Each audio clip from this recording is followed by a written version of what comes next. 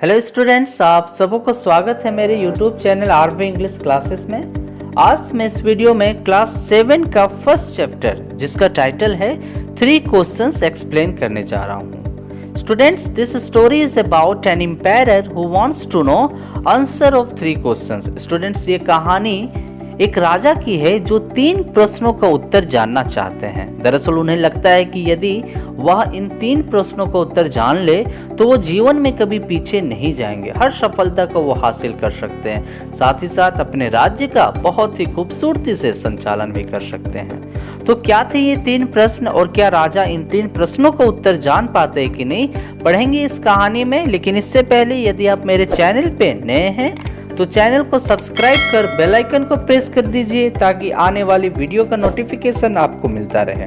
तो चलिए स्टार्ट करता हूं कहानी को। 3 क्वेश्चंस, 3 प्रश्न। एक बार एक राजा के दिमाग में ये ख्याल आता है कि यदि वह 3 प्रश्नों का उत्तर जान ले तो वो अपनी लाइफ में कभी पीछे नहीं जाएगा। और ये 3 प्रश्न थे। The first one is what is the best time to start something. किसी भी चीज को शुरू करने का सबसे उचित, सबसे अच्छा समय कौन सा है। Second question, which people should he consult. किन लोगों से उन्हें संपर्क करना चाहिए। Third question, what is the most necessary work for him to do. वह कौन सा सबसे महत्वपूर्ण कार्य है जिसे उन्हें सबसे पहले करना चाहिए। तो ये 3 प्रश्न थे।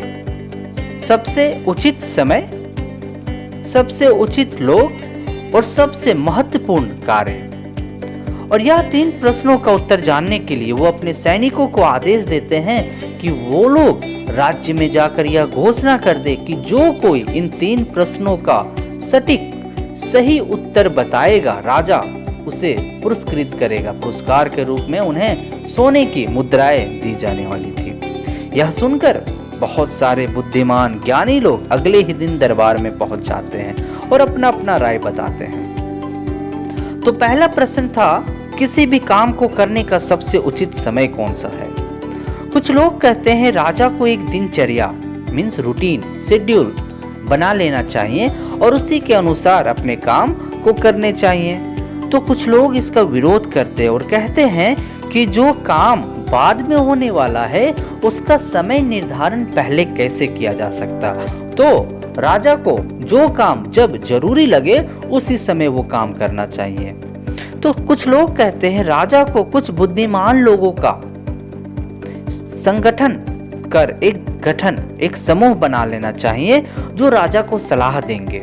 एक काउंसिल का निर्माण करना चाहिए जो राजा को सलाह देंगे कि कौन सा काम कब करना चाहिए। क्योंकि एक राजा सारा निर्णय खुद से नहीं ले सकते। ये एक राजा के लिए संभव है कि बहुत सारे काम होते हैं, हर काम एक व्यक्ति के लिए संभव नहीं है। तो एक बुद्धिमान लोगों का संगठन करना चाहिए, एक समूह बना लेना चाहिए जो राजा को सलाह देते कि कौन सा काम कब करना है। तो कुछ लोग कहते हैं कि कुछ ऐसे भी काम होते हैं जो उसी समय करना अनिवार्य होता है, उसी समय करना जरूरी होता है। तो ऐसे चीजों के लिए, ऐसे काम को करने के लिए अगर राजा उस समूह का सलाह का इंतजार करे तो शायद काफी देर हो जाएगी। तो कुछ लोग कहते हैं कि राजा को भविष्यवाणी करता मतलब भविष्यवाणी करने वाले से संपर्क करना चाहिए जो ये बता सके कि कौन सा काम आने वाला है ताकि राजा उसका समय निर्धारण पहले से कर सके। तो सारे लोग आते हैं, बहुत सारे लोग होते हैं और सारे लोग अलग अलग जवाब देते हैं। प्रश्न तो एक ही था कि किसी भी काम को करने का सबसे उचित समय कौन सा है, लेकिन इनके उत्तर जो दिए गए वो सारे अलग अलग। अब दूसरा प्रश्न था कि राजा किन व्यक्तियों से संपर्क करे, कौन से लोग उनके लिए सबसे महत्वपूर्ण हैं। तो कुछ लोगों का कहना था कि एक राजा के लिए उसका मंत्री ही सबसे महत्वपूर्ण व्यक्ति होता है, जबकि कुछ लोग कहते हैं कि साधु संत, साधु महात्मा जो होते हैं वो बहुत महत्वपूर्ण होते हैं।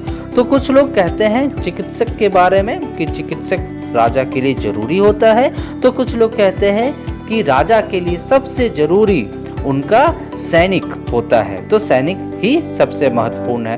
तो यहाँ भी सारे लोगों का उत्तर जो था वो अलग अलग था। अब तीसरा प्रश्न था कि राजा के लिए सबसे महत्वपूर्ण कार्य कौन सा है, सबसे पहले कौन सा काम करना चाहिए। तो इसमें कुछ ज्ञानी व्यक्ति कहते हैं कि सबसे महत्वपूर्ण काम शिक्षा है, पहले शिक्षा को पूर्ण करना चाहिए। तो कुछ लोग कहते हैं कि युद्ध कौशल, एक राजा के लिए युद्ध में निपुण होना ही सबसे बड़ी काबिलियत है, तो युद्ध कौशल कुछ लोग कहते हैं। जबकि कुछ लोग कहते हैं कि एक राजा को भक्तिहीन भी होना चाहिए, भक्ति में मग्न होना चाहिए, तो भक्ति कार्य भी करना चाहिए। तो कुछ लोग कुछ और जवाब देते। तो इस तरह से तीनों प्रश्न का अलग अलग जवाब दिया गया, लेकिन राजा किसी भी उत्तर से संतुष्ट नहीं था और इसलिए जो इनाम की घोषणा की गई थी वो इनाम किसी को नहीं दिया गया। लेकिन राजा के मन में काफी उत्सुकता थी कि वो 3 प्रश्नों का उत्तर जान सके और उन्होंने दरअसल एक साधु के बारे में सुना था। ये साधु सिर्फ साधारण लोगों से ही मिला करते थे और उन्हीं का मदद किया करते थे, वो किसी भी राजा महाराजे से नहीं मिलते थे। तो राजा ने ये निर्णय लिया कि वह एक साधारण व्यक्ति के रूप में उस साधु के पास, उस महात्मा के पास जाएंगे और अपने 3 प्रश्नों का उत्तर जानेंगे। तो अगले ही दिन राजा अपने घोड़े पे सवार होकर उस पहाड़ की ओर, उस जंगल की ओर चल पड़े जहाँ पे वो साधु रहा करता था। और राजा वहां पहुंचते ही कुछ दूरी पे ही रुक गए और अपने सैनिकों से कहते हैं कि तुम लोग यहीं ठहरो, मैं उस महात्मा के पास अकेले जाऊंगा। और राजा अकेले साधारण वस्त्र धारण किए हुए उस साधु के पास पहुंच जाते हैं। राजा देखता है कि वो साधु जमीन की खुदाई कर रहा था, अपने ही झोपड़ी के सामने जमीन की खुदाई कर रहा था, शायद उसे वहां कुछ बोना हो। और वह देखता है कि साधु काफी दुबला पतला, काफी थका हुआ था, क्योंकि हो सकता है वो काफी समय से खुदाई का काम कर रहा था। राजा पहुंचते ही उस साधु को प्रणाम करता है और कहता है कि साधु, मैं यहाँ अपने 3 प्रश्नों का उत्तर जानने आया हूँ। लेकिन साधु इस पे कोई भी जवाब नहीं देता, वो उसकी बातों को सुनकर अपने खुदाई काम को जारी रखता है और फिर से वो कहता है कि मैं यहाँ 3 प्रश्नों का उत्तर जानने आया हूँ। यदि आप मुझे बता सके तो मुझे बताएं कि सबसे उचित समय कौन सा होता है किसी कार्य को करने के लिए। दूसरा मेरा प्रश्न है कि मेरे लिए सबसे महत्वपूर्ण लोग कौन है।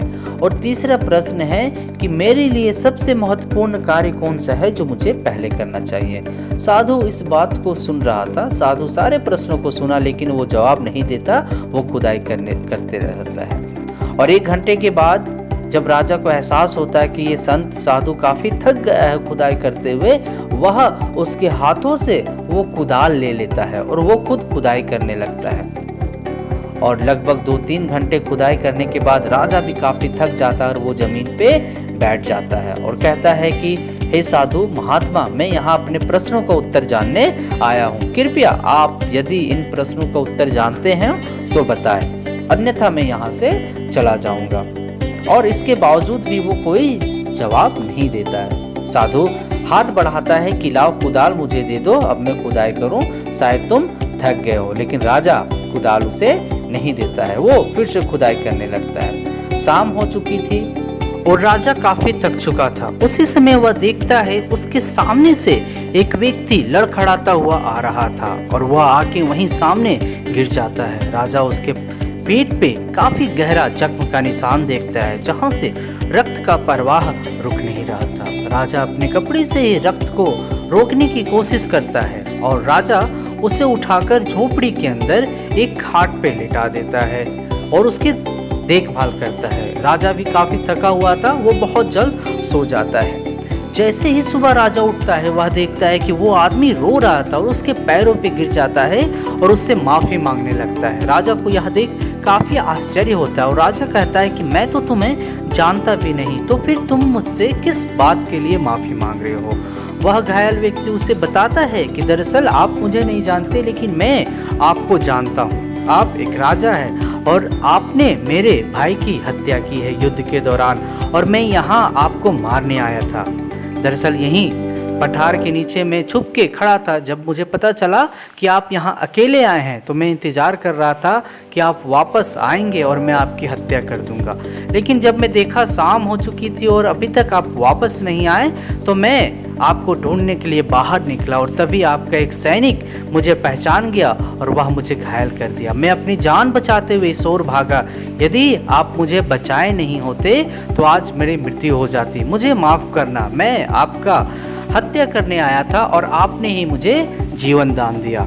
यह सुनकर राजा काफ़ी खुश हो गया कि उसका मेहनत काफ़ी बचाने की कोशिश करने के बाद वह बच चुका था और राजा उसे प्रॉमिस करता है कि वह उसे नहीं मारेगा और साथ ही साथ उसके राज्य को भी उसे वापस कर देगा और एक चिकित्सक और नौकर भी उसके घर पे भेज देगा ताकि उसका देखभाल किया जा सके। वह व्यक्ति भी काफ़ी खुश हो जाता है और अब राजा उस झोपड़ी से बाहर निकलता। उसे याद आता अपने 3 प्रश्नों के बारे में। वो अंतिम बार एक प्रयास करना चाहता था। वह साधु के पास जाता है और कहता है कि महाराज मैं जा रहा हूँ, यदि आप चाहें तो मुझे 3 प्रश्नों का उत्तर बता दें, मैं आपसे आग्रह कर रहा हूँ। तो साधु कहता है तुम्हें तुम्हारे 3 प्रश्नों का उत्तर तो मिल चुका है।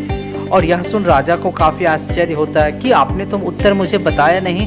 तो वो साधु कल बीते हुए घटनाओं को राजा के समक्ष फिर से दोहराता और कहता है याद करो, कल जब तुम मेरे पास आए और मैं थका हारा खुदाई कर रहा था और उस समय तुम आकर मेरे लिए जमीन की खुदाई करते हो, वह समय सबसे उचित समय था जब तुम कल मेरे पास आए और मेरे लिए उस समय तुम सबसे महत्वपूर्ण व्यक्ति थे और तुम्हारा जमीन को खोदना मेरे लिए सबसे महत्वपूर्ण कार्य था। तो इस तरह से सबसे महत्वपूर्ण समय वह था जब तुम आए, जब तुम मेरी मदद किए तो उस समय तुम मेरे लिए सबसे महत्वपूर्ण व्यक्ति और जब तुम मेरे लिए खुदाई किए तो वो सबसे ज़रूरी कार्य था।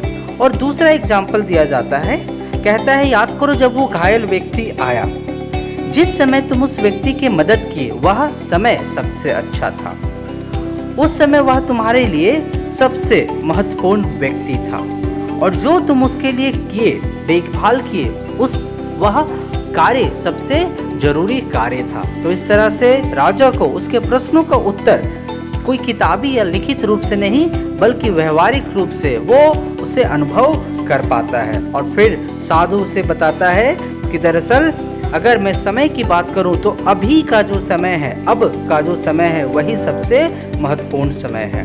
और अगर व्यक्ति की बात करूं तो जो व्यक्ति तुम्हारे साथ होता है वही व्यक्ति सबसे महत्वपूर्ण व्यक्ति होता है। और अगर कार्य की बात करूं तो जो काम तुम्हें जब करना होता है या फिर किसी जरूरतमंद का मदद करना ही सबसे महत्वपूर्ण कार्य होता है। तो इस तरह से राजा को उसके 3 प्रश्नों का उत्तर साधु के द्वारा लिखित या फिर मौखिक रूप से नहीं बल्कि उसे उन चीज़ों को वो अनुभव कराता है कि कौन सा अच्छा समय है, कौन महत्वपूर्ण व्यक्ति है और कौन सा कार्य सबसे ज़रूरी है। तो स्टूडेंट इस तरह से ये चैप्टर यहाँ कंप्लीट होता है। होपफुली आप समझ गए होंगे और मुझसे बने रहने के लिए मेरे चैनल को सब्सक्राइब कर बेल आइकन को प्रेस कर लीजिए ताकि इसी तरह से आने वाले वीडियो का नोटिफिकेशन आपको मिलता रहे। Thanks for watching everyone.